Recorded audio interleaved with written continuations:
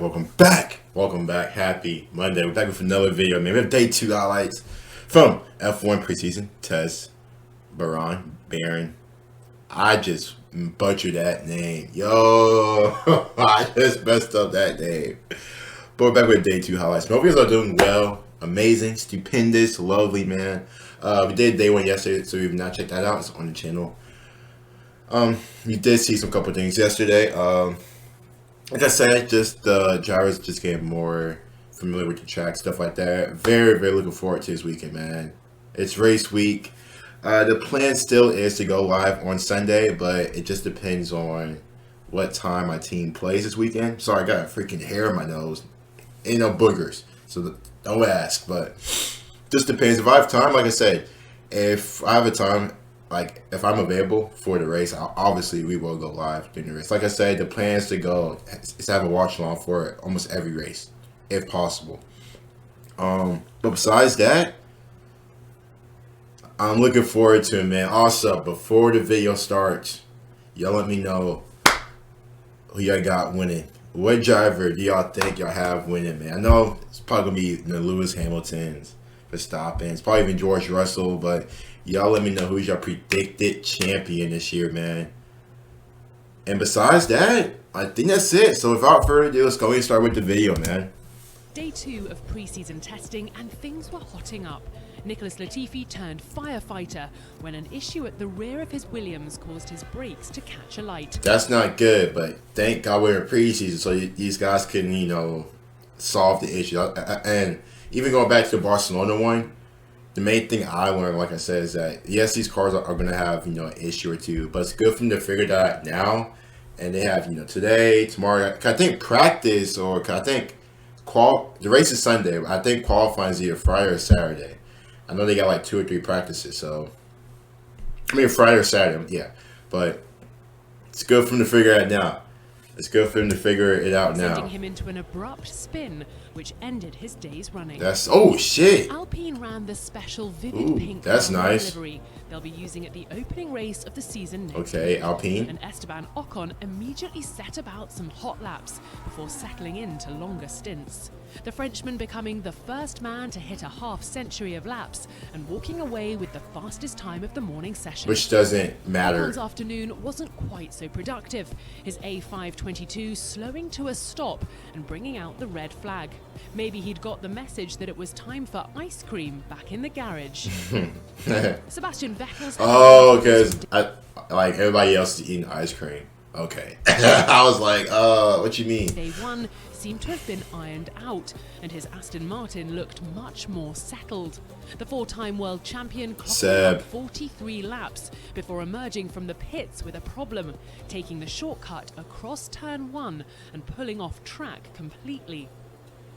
Race Control attempted a practice standing restart at the end of the morning session that saw Vettel, Valtteri Bottas and Charles Leclerc all lined up on the grid. But Max Verstappen and George Russell were both caught out when the pit lane exit closed.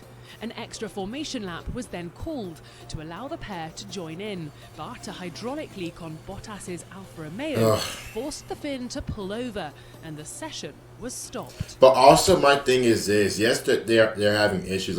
You guys can probably explain it. Explain this better than me. But is this a bad thing? I know I was saying yes. They're able to fix the issues that they have. But at the same time, the race is Sunday.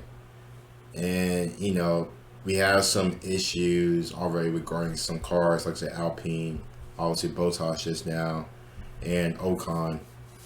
But it's now a bit worrisome.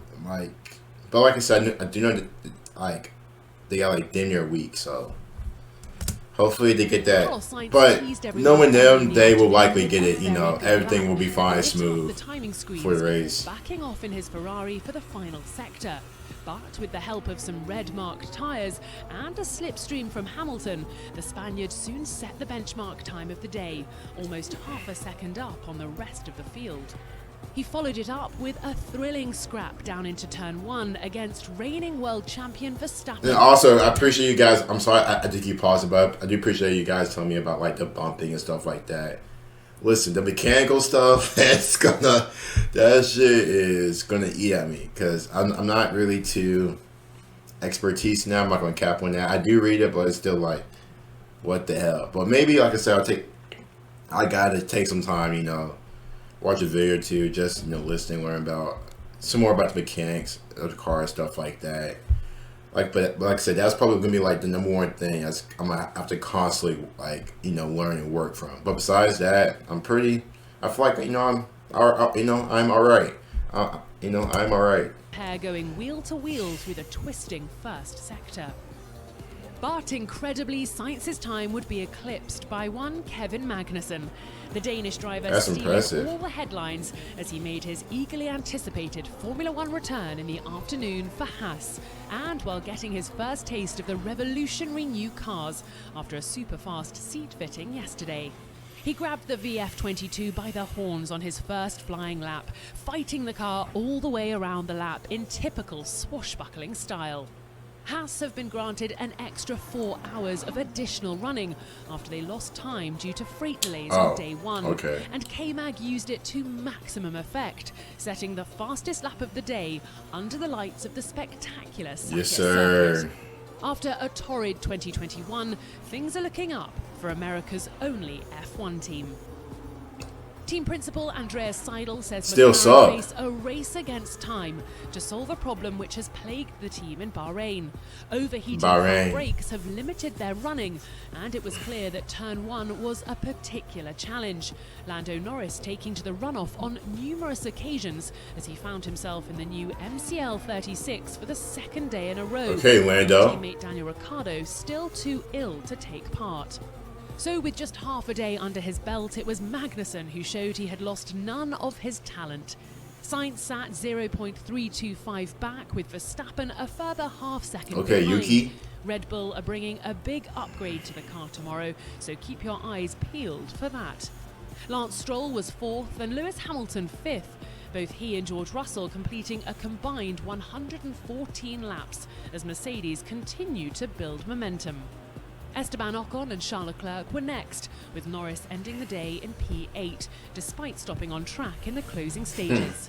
Vettel was behind him in 9th, with Yuki Tsunoda continuing AlphaTauri's good progress in P10. Young Yuki. Bottas was next, while an exhaust problem limited Magnussen's teammate Mick Schumacher to just 23 Like I say, that doesn't really care though. That doesn't really matter. Long runs, and was followed by Latifi and Zhou Guanyu. One more day of testing to go before lights go out for race 1, and the pressure is on to make the most of every minute. Can't wait. I cannot wait, man. Oh, I cannot wait.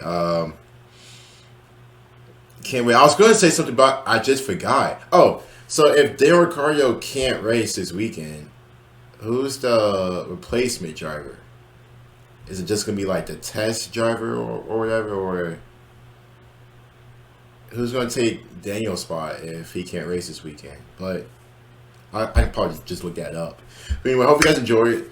Don't forget to like the video and sub as well. Comment down below, guys, thoughts and reactions. We will see you guys later.